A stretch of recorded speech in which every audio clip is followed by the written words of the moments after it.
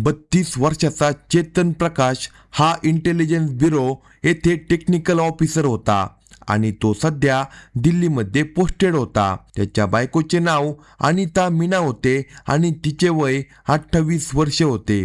ती झालावाडच्या गायत्री कॉलनीमध्ये राहत होती. ती एक सरकारी शिक्षिका होती आणि आसनावरच्या सिनियर सेकंडरी स्कूलमध्ये पोस्टेड होती. चेतन प्रकाश आणि अनिता यांना 2 मुले होती. एक साधारण 5 वर्षाचा आणि दुसरा सुमारे 4 महिन्याचा मुलगा होता. 2018 मध्ये चेतन आपल्या नोकरीमुळे दिल्लीमध्ये राहत होता आणि अनिता आपल्या नोकरीमुळे झालावाडमध्ये राहत होती. तरीही नवरा दर महिन्याला 1-2 दिवसांची सुट्टी घेऊन घरी येत होता. जेव्हाही चेतन राजस्थानला येत होता तेव्हा सर्वप्रथम तो आपल्या आईवडिलांना भेटण्यासाठी कोटा येथील रामरंज गंडीला जात होता आणि त्यानंतर आपल्या बायको आणि मुलांकडे येत होता. नवरा बायकोने मिळून झालावडच्या एका हाऊसिंग सोसायटीमध्ये स्वतःचे घर खरेदी केले होते. जून 2017 मध्ये बायको आपल्या मुलांसह याच घरामध्ये राहत होती. हे घर येण्यापूर्वी ती आपल्या माहेरी आईवडिलांकडे राहत होती, कारण तिथून शाळा जवळ होती. नवीन घर घेतल्यानंतर ती येथे शिफ्ट झाली. या घरात दोन्ही कुटुंबाचे येणे जाणे होते. सर्वजण मिळून मिसळून राहत होते. त्यांच्या आयुष्यात कोणत्याही गोष्टीची कमतरता नव्हती. दोन्ही सून-जावई चांगल्या पदावर सरकारी नोकरी करत होते, चांगले पैसे कमावत होते. आता तर 2 मुले देखील झाली होती. त्यामुळे संपूर्ण कुटुंब खूप आनंदी होते. प्रत्येक अर्थाने हे कुटुंब आपल्या स्वप्नातील आयुष्य जगत होते. पण आता सर्व काही बदलणार होते. 14 फेब्रुवारी 2018चा दिवस होता. त्या दिवशी व्हॅलेंटाईन डे होता. याच दिवशी चेतन प्रकाश 2 दिवसाची सुट्टी घेऊन राजस्थानला आला होता. नेहमीप्रमाणे तो आधी आपल्या आईवडिलांना भेटायला गेला. काही तास त्याने त्यांच्यासोबत घालवले. त्यानंतर संध्याकाळी साधारण 6 वाजता त्याने झालावडला जाण्यासाठी ट्रेन पकडली. साधारणपणे त्याला घरापर्यंत यायला 1 तास लागत होता. या दरम्यान त्याने आपल्या बायकोला फोन करून माहिती दिली की तो 1 तासात पोहोचेल. आता घरी बायको आणि मुले चेतनची आतुरतेने वाट पाहू लागले. हळूहळू वेळ पुढे सरकत होता. बायकोच्या फोनवर चेतनकडून एक मेसेज येतो की तो ऑटो रिक्षाने पाटण मार्गे येत आहे. वेळ पुढे जात होता. रात्र होत होती. आता रात्रीचे 8 वाजले, पण चेतन अजूनही घरी पोहोचला नव्हता. बायकोला थोडी काळजी वाटू लागली. संध्याकाळी 6 वाजता नवरा चेतन ट्रेनने निघाला होता, पण आता 3 तास उलटून गेले तरी तो घरी पोहोचला नव्हता. माहिती घेण्यासाठी बायकोने नवऱ्याला फोन केला, पण त्याचा फोन बंद झाला होता. तो कॉल देखील उचलत नव्हता आणि त्याने अनेक वेळा त्याचा फोन ट्राय केला. त्यानंतर तिने आपल्या सासऱ्यांना फोन केला. चेतन तिथून नेमका कधी निघाला होता, तो अजूनपर्यंत पोहोचला नाही. हे ऐकून सासऱ्याला देखील आश्चर्य वाटले आणि त्याने आपल्या ओळखीच्या इतर नातेवाईकांना देखील फोन लावला. ज्यांच्या घरी चेतन कधीमधी जात होता त्यांना देखील फोन लावला, पण त्यांना देखील काहीच माहीत नव्हतं. चेतन त्यांच्या घरी देखील आला नव्हता. त्यानंतर अनिताने आपल्या आणखी जवळच्या नातेवाईकांना फोन केला. त्यापैकी एक होता मनमोहन मीना, जो गायत्री कॉलनीमध्ये राहत होता. ती जागा जिथे अनिताचे माहेर होते. नात्याने तो चेतन प्रकाश यांचा मेवणा लागत होता, म्हणजे तो अनिताचा भाऊ होता. मनमोहन मीना यांनी आपल्या बहिणीला सांगितलं, तू काळजी करू नको, मी स्वतः जाऊन त्यांना शोधतो. आता ते शोधण्यासाठी निघाले. माहितीनुसार नवरा चेतन झालावड रेल्वे स्टेशनवरून उतरून ऑटो रिक्षामध्ये बसला होता. तेव्हा त्याने मेसेज करून सांगितले होते की तो पाटण मार्गे येत आहे. याच माहितीच्या आधारावर मेवणा त्या मार्गावर शोध घेऊ लागला. शोध घेत घेत तो झालराटापण भवानी मंडी मार्गावर पोहोचला. येथे रळायता रेल्वे क्रॉसिंग येथे मेवण्याने पाहिले की इथे काही लोकांची गर्दी जमली होती. ते जवळ गेले. जेव्हा त्यांनी पाहिले इथे त्यांचा दाजी चेतन प्रकाश बेशुद्ध अवस्थेत पडला होता. अखेर त्यांना काय झालं होतं, ते इथे असे का पडले होते, ते इथे कसे आले? मेवणे मनमोहन मीना यांनी तात्काळ काही लोकांच्या मदतीने दाजींना घेऊन SRG हॉस्पिटल गाठले, पण त्यांचा श्वास चालू नव्हता. डॉक्टरांनी त्यांची तपासणी केली आणि सांगितले की तो आता या जगात राहिला नाही. हे ऐकताच मनमोहन मीना यांच्या पायाखालची जमीन सरकली. त्यांनी आपल्या बहिणीला आणि इतर कुटुंबियांना या घटनेची माहिती दिली. हॉस्पिटल स्टाफने देखील पोलिसांना कळवले. त्यानंतर झालावाड सदर पोलीस ठाण्याची टीम घटनास्थळी पोहोचली. घरचे नातेवाईक आणि कुटुंबीय तिथे आले. अखेर चेतन यांना काय झाले होते? त्यांच्या शरीरावर कुठेही दुखापतीचे चिन्ह नव्हते. कपडेही व्यवस्थित आणि स्वच्छ होते. कुठेही झटापटीचे चिन्ह दिसत नव्हते. पाहता असे वाटत नव्हते की त्यांच्यासोबत मारहाण झाली होती किंवा काही संशयास्पद घडलं होतं. पण तरीही चेतन प्रकाश याच्यासोबत नेमकं काय झालं? त्यानंतर पुढील दिवशी म्हणजे 15 फेब्रुवारीला पोलिसांनी मृतदेहाचे पोस्टमॉर्टम केले. BRS हॉस्पिटलमध्ये मेडिकल सुपरिन्टेंडंट यांच्या देखरेखीखाली डॉक्टरांच्या पॅनलने संपूर्ण प्रक्रिया पार पाडली. आता चेतन प्रकाश हा काही साधा व्यक्ती नव्हता. तो एक अधिकारी होता, तोही इंटेलिजन्स ब्युरोमध्ये. म्हणून हे प्रकरण अतिशय संवेदनशील आणि हाय प्रोफाईल केस होते. डॉक्टरांनी त्यांच्या काही नमुन्यांना जतन करून जयपूर येथे पाठवले. येथे झालेल्या पोस्टमॉर्टममध्ये डॉक्टरांना काही स्पष्ट आढळले नाही. अखेर चेतनसोबत घडलेल्या अनहोनीमागचे कारण काय होते? डॉक्टरांनी हे नमूद केले होते की चेतन याच्या हाताच्या आणि पायाच्या नखामध्ये किंचित निळसरपणा दिसत होता. नखे थोडी निळी पडली होती. आता यामागे काय कारण असू शकते हे फक्त हिस्टोपॅथॉलॉजिकल तपासणीनंतरच स्पष्ट होऊ शकत होते. याच 15 फेब्रुवारीला चेतन यांचे वडील महादेव मीना यांनी सदर पोलीस ठाण्यात मुलाच्या संशयास्पद मृत्यूबाबत तक्रार नोंदवली. पोलिसांनी CRPC कलम 174 अंतर्गत केस नोंदवली. सर्वजण सुरुवातीला असे मानत होते की कदाचित एखाद्या आजारामुळे हे घडले असेल. कदाचित अचानक हृदयाने काम करणे बंद केले असेल. सगळे काही अचानक घडले होते आणि अजून ठोस पुरावे नव्हते. घरात सगळ्यांचे रडून वाईट हाल झाले होते. सर्वजण दुखी होते. एकीकडे बायको मुलांना घेऊन रडत होती, तर दुसरीकडे उरलेले कुटुंबीय शोकात बुडाले होते. एका टप्प्यावर पोलिसांना असे वाटले कुठे कोणती बाहेरील ताकद किंवा एखादी गुप्त एजन्सी तर चेतन प्रकाश यांच्या मागे नव्हती ना? कारण ते IB अधिकारी होते. आतील माहिती असलेले व्यक्ती होते. कदाचित त्यांना काही गुपित माहिती असावी. कदाचित ती माहिती कोणाला तरी हवी असेल आणि ती न मिळाल्यामुळे त्यांना मार्गातून हटवले गेले असावे. किंवा त्यांनी एखाद्या देशाबद्दल संवेदनशील माहिती शोधून काढली असावी. वेळ पुढे जात होता, पण केस अजून तिथेच अडकून पडली होती. दरम्यान चेतन प्रकाश यांचे वडील सतत धावपळ करत होते. ते इकडे तिकडे फिरत होते. केस पुढे जावा म्हणून ते प्रयत्न करत होते. 5 मार्च 2018 रोजी त्यांनी SP ऑफिसमध्ये अर्ज सादर केला, पण तरी देखील FIR नोंद झाली नाही. खरं तर अजूनपर्यंत या प्रकरणात FIRची नोंद झालीच नव्हती. पहिल्यांदा ते सदर पोलीस ठाण्यात गेले होते, पण तिथे CRPC अंतर्गत नोंद झाली होती. तरीसुद्धा प्रकरणात काही विशेष प्रगती झाली नाही. SP ऑफिसमध्ये अर्ज दिल्यानंतर देखील काहीच झाले नाही. तेही या प्रकरणाकडे दुर्लक्ष करण्यात आले. त्यानंतर वडिलांनी 9 मार्च रोजी लिखित तक्रार मुख्य न्यायिक दंडाधिकारी न्यायालयात सादर केली. त्याच्या दुसऱ्या दिवशी 10 मार्चला हिस्टोपॅथॉलॉजिकली रिपोर्ट आला. पण प्रत्यक्षात चेतन सोबत नेमकं काय झालं होतं हे अजून देखील स्पष्ट नव्हतं. त्यांचे वडील सतत इकडे तिकडे धावपळ करत होते. न्यायासाठी विनंती करत होते की प्रकरणाची नीट चौकशी करण्यात यावी. असे करत करत आता जवळपास 3 ते 4 महिने निघून गेले होते. आता जाऊन कोर्टाच्या आदेशावर 12 एप्रिल 2018 रोजी FIR नोंद झाली. सदर पोलीस ठाण्यात IPC कलम 302 आणि 120B अंतर्गत अज्ञात व्यक्तीविरुद्ध गुन्हा दाखल करण्यात आला. वडिलांनी सांगितले की ते आणि त्यांचे कुटुंब पोलिसांना पूर्ण सहकार्य करतील.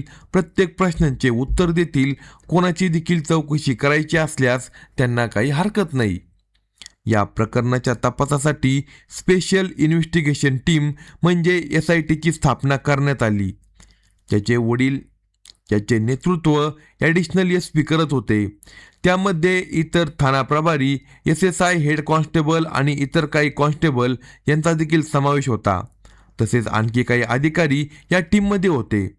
सर्वप्रथम पोलिसांनी हे शोधण्याचा प्रयत्न केला की घटनेच्या दिवशी म्हणजे 14 फेब्रुवारीला चेतन प्रकाश याची दिनचर्या नेमकी काय होती.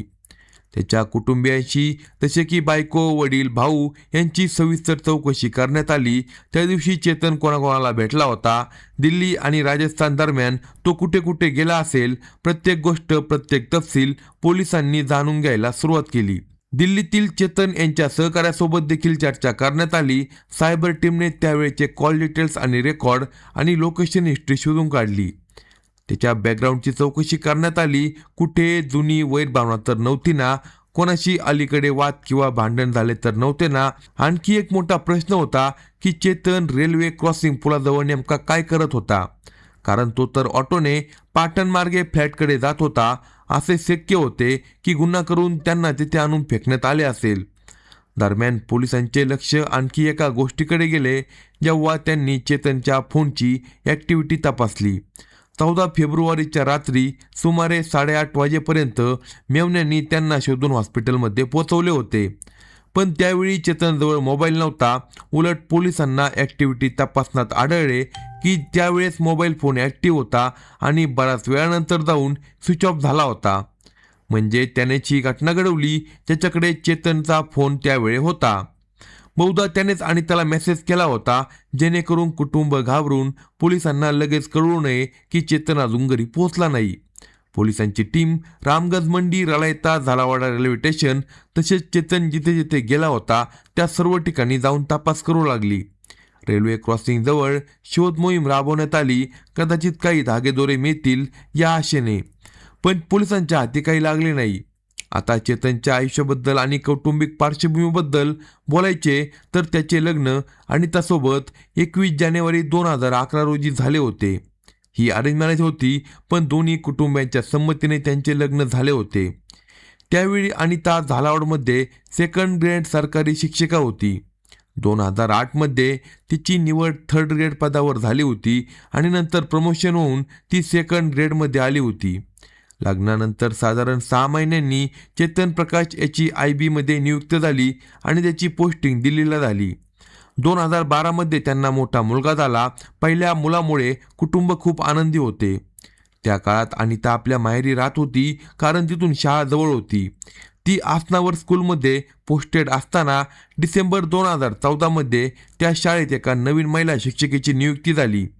ती देखील विवाहित होती. कधी कधी तिचा नवरा तिला शाळेत सोडण्यासाठी आणि सुट्टी झाल्यावर घेण्यासाठी येत होता. त्या व्यक्तीचे नाव होते प्रवीण राठोड. तो झालावाड पोलिसांच्या गोपनीय शाखेत कार्यरत होता.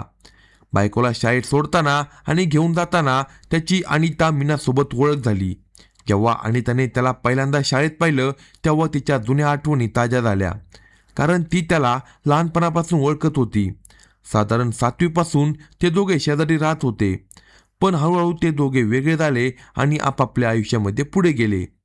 प्रवीण राठोड झालावाडमध्येच मंगळपुरा रोडजवळ राहत होता. लहानपणी खेळताना, शाळेत ये जा करताना दोघांची ओळख झाली होती, पण मोठे झाल्यावर दोघे वेगवेगळ्या वाटेने निघून गेले. मात्र अनेक वर्षांनी आता त्यांची पुन्हा भेट झाली होती. सन 2015 मध्ये जेव्हा रक्षाबंधनचा सण होता आणि त्याने प्रवीणला आपल्या घरी बोलवले, त्यावेळी चेतन प्रकाश देखील घरी होता आणि त्याने आपल्या नवऱ्याची प्रवीणसोबत ओळख करून दिली आणि जुन्या आठवणीबद्दल सांगितले. त्यानंतर अनिताने प्रवीणला राखी बांधली. दोघे एकमेकांना भाऊ बहीण मानू लागले. जून 2017 मध्ये अनिता आणि चेतन यांनी मिळून हाऊसिंग बोर्डमध्ये जे घर घेतले होते ते घर प्रवीणनेच मिळवून दिले होते. त्याने ब्रोकरचे काम केले होते. ते घर नवरा बायकोने 35 लाख रुपयात खरेदी केले. यामधून प्रवीणने ब्रोकर म्हणून 1 लाख रुपये घेतले. कधी कधी तो आपल्या तोंडी बहिणींना भेटण्यासाठी आणि भाच्याला पाळण्यासाठी घरी येत होता. दरम्यान सध्याच्या तपासात पोलीस चेतनच्या जवळच्या लोकांबद्दलही माहिती गोळा करत होते. त्याचे कॉल डिटेल रेकॉर्ड, फोनचा इतर डेटा सर्व काही तपासलं जात होतं. यामध्ये अनिताचा मोबाईल तपासण्यात आला, पण तिच्या फोनमध्ये काही आढळले नाही. काही नाही म्हणजे अक्षरशः काही देखील नाही. जणू संपूर्ण मोबाईलच क्लीन करण्यात आला होता. फॉर्मॅट करून सर्व डेटा डिलीट केला होता. पण अनिता असे का करेल? खैर, पोलिसांनी टेक्निकल एक्सपर्टकडून डेटा रिट्रीव्ह करून घेतला. त्यातून समोर आले की अनिता आणि तिचा तोंडी भाऊ प्रवीण यांच्यात फोनवरून खूप जास्त संवाद होत होता. चेतनसोबत घडलेल्या घटनेच्या दिवशीही अनिताने प्रवीणसोबत अनेक वेळा फोनवर कॉल केला होता. पण त्या दिवशी असे काय महत्त्वाचं होते की इतक्या वेळा कॉल झाले होते? तरीही यापूर्वी त्यांच्यामध्ये बोलणे होत असायचे. पोलिसांना काही व्हॉट्सॲप मेसेज देखील मिळाले जे अनिता आणि तिचा नवरा चेतन यांच्यातील होते. या मेसेजमध्ये दोघे एखाद्या मुद्द्यावरून भांडताना दिसत होते. नवरा बायकोमध्ये नेमका कसला तणाव होता याबाबत पोलिसांनी चेतनच्या कुटुंबियांना विचारलं. त्यांनी सांगितलं की गेल्या काही महिन्यापासून अनिता आणि चेतन यांचे संबंध चांगले नव्हते. वारंवार भांडणे होत होती आणि त्या भांडणाचे कारण होते प्रवीण. चेतनला प्रवीणचे घरी येणे अजिबात आवडत नव्हते. सासरचे लोकही जेव्हा फ्लॅटमध्ये जात होते तेव्हा प्रवीण तिथे उपस्थित असायचा. त्यांनी त्याला अनेकदा सांगितलं, असे वारंवार इथे येऊ नको, जेव्हा चेतन घरी असेल तेव्हाच ये. जरी तुम्ही एकमेकांना बहीण भाऊ मानत असाल तरी असे वारंवार येणे योग्य नाही. पण प्रवीण काही ऐकायला तयार नव्हता. तो नेहमीच अनिताला भेटण्यासाठी फ्लॅटवर येत असायचा. आता तपास करणाऱ्या पोलिसांनी विचार केला, एकदा प्रवीणसोबत बोलणे गरजेचे आहे. कदाचित त्याला चेतनबद्दल काही माहिती असेल. दरम्यान प्रवीण राठोड आता ACB म्हणजे अँटी करप्शन ब्युरोमध्ये कॉन्स्टेबल झाला होता. तो झालावाडमध्ये पोस्टेड होता. तपास करत करत अनेक आठवडे उलटले. एप्रिलमध्ये FIR नोंद झाली आणि आता जून महिना आला होता. पोलिसांची टीम प्रवीणच्या घरी पोहोचली. घरच्यांनी सांगितले तो 14 जूनला शहराबाहेर गेला आहे. त्याने सांगितले होते त्याला काही सरकारी काम आले आहे आणि त्याला अजमेरला जायचे होते. त्याने असंही सांगितले की जर त्याचा फोन स्विच ऑफ झाला तर काळजी करू नका, महत्त्वाच्या कामामुळे फोन बंद ठेवावा लागू शकतो. इतके सांगून तो निघून गेला होता. आता पोलिसांनी आपल्या स्तरावर चौकशी केली पण असे कोणतेही सरकारी काम नव्हते. प्रवीणला कोणतीही अधिकृत ड्युटी दिली गेली नव्हती. मग तो अचानक का गेला? आता पोलिसांना समजायला वेळ लागला नाही की प्रवीण या घटनेत सामील असू शकतो. बहुधा त्याला कळले होते की पोलीस त्याची चौकशी करण्यासाठी येणार आहे, म्हणूनच तो पळून गेला होता. टेक्निकल टीमने त्याचे कॉल डिटेल्स आणि इतर माहिती काढली. त्यातून आणखी एका व्यक्तीचा मागोवा लागला. त्याचे नाव होते शाहरुख खान. घटनेच्या दिवशी प्रवीण आणि शाहरुख यांच्यामध्ये खूप संवाद झाला होता. दोघेही सतत संपर्कात होते. आता पोलिसांनी शाहरुखबद्दल माहिती गोळा केली. तो झालावाडच्या तोपखाना मोहल्ल्याचा रहिवासी होता आणि वाहनांची खरेदी विक्री करणारा RTO एजंट म्हणून काम करत होता. 19 जून 2018 पर्यंत पोलिसांनी त्याला ताब्यात घेण्यात यश मिळवले. त्याला पोलीस ठाण्यात आणून कडक चौकशी करण्यात आली आणि आता या प्रकरणाच्या कथापटाची सर्व थर उलगडू लागली होती. अखेर चेतनसोबत असे काय केले गेले होते की कोणत्याही मेडिकल रिपोर्टमध्ये कोणताही धागा सापडत नव्हता. इथपर्यंत की 4 महिन्यांच्या आलेल्या एका SFL रिपोर्टमध्ये देखील जो 9 मे रोजी पोलिसांकडे आला होता त्यातही 3 वेगवेगळ्या सॅम्पलची तपासणी करण्यात आली होती. यामध्ये heavy metal test, ethyl, methyl OH, alkaloid, cyanide, barbiturate test, कीटकनाशक, तणनाशक अशा सर्व प्रकारच्या केमिकलची तपासणी करण्यात आली होती. पण सगळे रिपोर्ट निगेटिव्ह आले होते.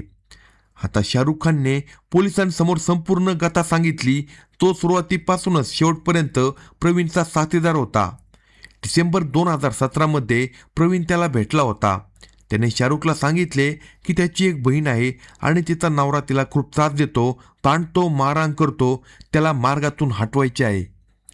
प्रवीणने चेतनच्या खऱ्या नोकरीबद्दल शाहरुखला सांगितले नाही की तो इंटेलिजन्स ब्युरोमध्ये सिनियर ऑफिसर आहे. त्याला फक्त एवढेच सांगितले की तो दिल्लीमध्ये कॉम्प्युटरवर काम करतो. कुठे शाहरुख घाबरून मागे हटू नये म्हणून त्याने त्याला हे सांगितले होते. प्रवीणने त्याला 3 लाख रुपये सुपारी म्हणून दिले आणि चेतनचे नाव पत्ता देखील दिला. आता शाहरुखने आपल्या काही साथीदारांना या कटात सामील करून घेतले. मीडिया रिपोर्टनुसार त्यांनी 5 ते 7 वेळा चेतनला मार्गातून हटवण्याचा प्रयत्न केला होता.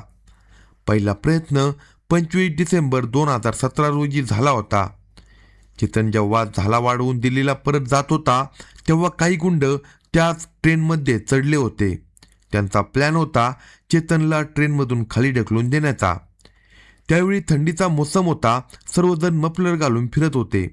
याच कारणामुळे चेतन त्यांच्या नजरेतून निसटला आणि वाचला. गुंड दिल्लीपर्यंत जाऊन परत आले. इकडे शाहरुख आणि त्याच्या साथीदारांचे काम सुरूच होते. तिकडे प्रवीणने आणखी एक युक्ती आखली. त्याचा एक मित्र होता संतोष निर्मल. तो मेडिकल फील्डमध्ये काम करत होता. तो एका सरकारी महिला हॉस्पिटलमध्ये आणि एका प्रायव्हेट हॉस्पिटलमध्ये मेल नर्स म्हणून काम करत होता आणि सध्या एका ऑर्थोपेडिक हॉस्पिटलच्या ऑपरेशन थिएटरमध्ये काम करत होता. संतोष आणि प्रवीण जिममध्ये व्यायाम करताना आणि क्रिकेट खेळताना भेटले होते. तेव्हापासून दोघांची ओळख झाली आणि नंतर मैत्री झाली. प्रवीणने संतोषला संपर्क करून केमिकल्सबद्दल माहिती घेतली. त्याने संतोषला सांगितले, असं कोणतं केमिकल आहे का ज्यामुळे माणसाचा लगेच अंत होईल आणि कोणत्याही मेडिकल रिपोर्टमध्ये ते सापडणार देखील नाही. संतोष म्हणाला, ठीक आहे, मी तुला शोधून सांगतो. प्रवीण स्वतःही याबाबत रिसर्च करू लागला. इंजेक्शन देण्याची पद्धत शिकू लागला. बाटलीतून औषध सिरिंजमध्ये कसे भरायचे आणि कोणत्या तंत्राचा वापर करायचा. 31 डिसेंबर 2017 रोजी संतोषने ऑपरेशन थिएटरच्या स्टोअर रूममधून 500 mg किंवा 10 mlच्या 2 बाटल्या चोरून प्रवीणला दिल्या. या औषधाचं नाव आम्ही सांगू शकत नाही, पण डॉक्टर हे औषध अनेकदा वापरतात म्हणून डॉक्टरांना या केमिकलचा संशय आला नाही, कारण ते याच केमिकलचा वापर तपासणी दरम्यान करत होते. म्हणून कोणत्याही रिपोर्टमध्ये त्याचा उल्लेख झाला नाही आणि ते केमिकल दुर्लक्षित राहिले. आता जेव्हा डॉक्टर स्वतः त्याचा वापर करत होते तेव्हा वेगळा उल्लेख करण्याची गरज त्यांना वाटली नव्हती.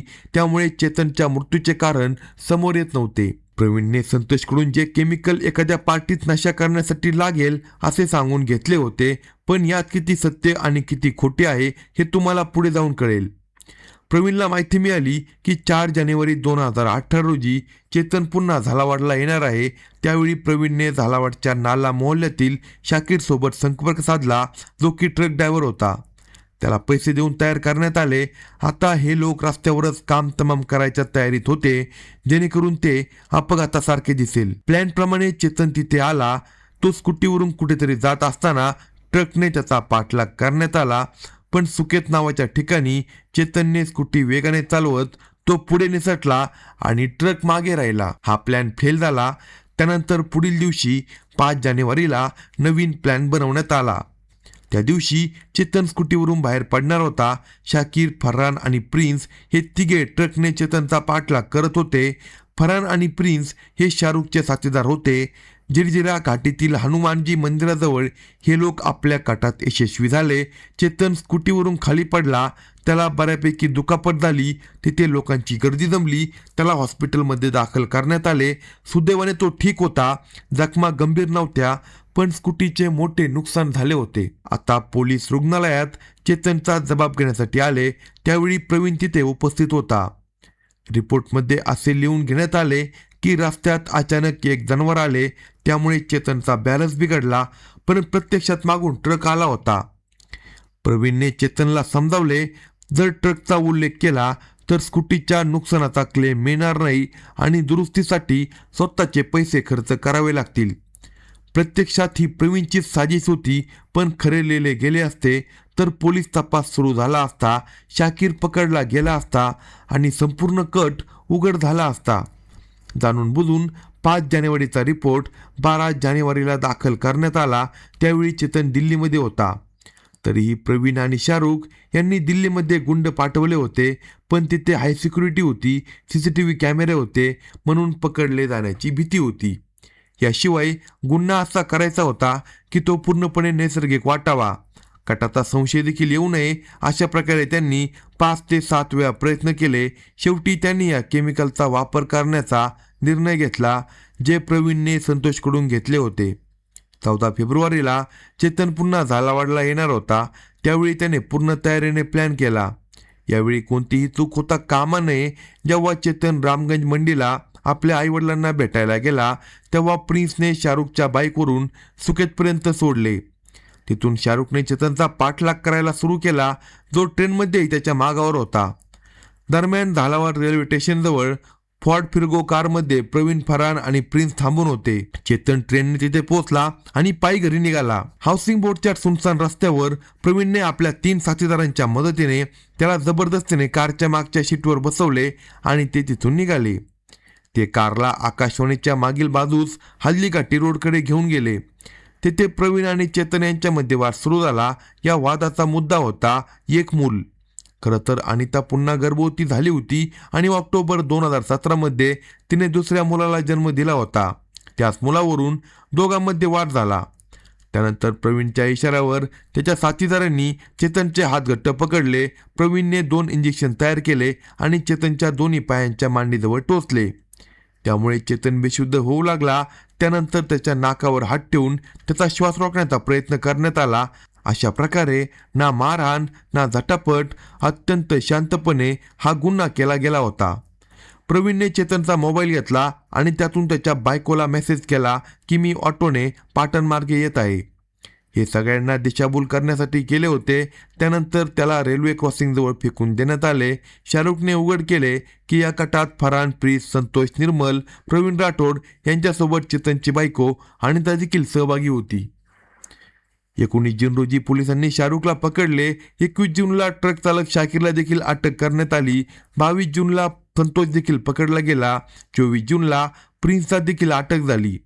प्रिन्स RTO मध्ये साफसफाईचे काम करत होता. त्याचे वय 18 वर्षापेक्षा कमी असल्याने त्याला बाल सुधारगृहात पाठवण्यात आले. 25 जूनला बायको अनिताला देखील अटक करण्यात आली. अनिता आणि प्रवीण यांनी जगासमोर एकमेकांना भाऊ बहीण दाखवायचे होते, पण प्रत्यक्षात ते एकमेकांवर प्रेम करत होते. वेगवेगळ्या जातीमुळे त्यांच्या कुटुंबियांनी त्यांचे नाते मान्य केले नव्हते, म्हणून अनिताचे लग्न चेतनसोबत लावण्यात आले होते. नंतर पुन्हा दोघांची भेट झाली आणि त्यांनी चेतनला मार्गातून हटवण्याची योजना आखली. व्हॅलेंटाईन्स डेचा दिवस मुद्दाम निवडण्यात आला कारण प्रवीणला अनिताला गिफ्ट द्यायचे ठरले होते, तिच्या नवऱ्याला जगातून गायब करून. अनिता प्रवीणच्या चेतनच्या हालचालींची सतत माहिती देत होती. बायको अनिता प्रवीणला नवरा चेतनच्या हालचालींची सतत माहिती देत होती. तो कधी आणि कुठे येणार आहे. 18 ऑगस्ट 2018 रोजी प्रवीणला अटक करण्यात आली. मुखबिराच्या माहितीवरून नाकाबंदी करून त्याला कारसह पकडण्यात आले. त्याच्या सांगण्यावरून केमिकलची बाटली, इंजेक्शन इत्यादी जप्त करण्यात आले. पुढे FSL तपासणीमध्ये त्या केमिकलचा वापर झाल्याची पुष्टी झाली. 2 सप्टेंबर 2018 रोजी पोलिसांनी तपास पूर्ण करून चार्जशीट दाखल केली. हा खटला सुमारे 7 वर्ष न्यायालयात चालला आणि शेवटी मे 2025 मध्ये निकाल लागला. SSC/ST न्यायालयाने शाहरुख आणि प्रवीणला जन्मठेपेची शिक्षा सुनावली. तसेच अनिता आणि संतोष यांना 14 वर्षाची शिक्षा ठोठावली. याशिवाय 1 लाख रुपयांचा दंड देखील ठोठावण्यात आला. पुराव्याअभावी फरहान निर्दोष सुटला आणि अल्पवयीन आरोपी 3 वर्षात मुक्त झाला. मात्र चेतनचे वडील या निकालाने समाधानी नाही. हे प्रकरण आता राजस्थानच्या हायकोर्टात जाण्याची शक्यता आहे. अशाच नवनवीन क्राईम स्टोरी ऐकण्यासाठी कलम 302 या मराठी चॅनेलला लगेच सबस्क्राईब करा आणि आपल्या प्रतिक्रिया कमेंट बॉक्समध्ये कळवा.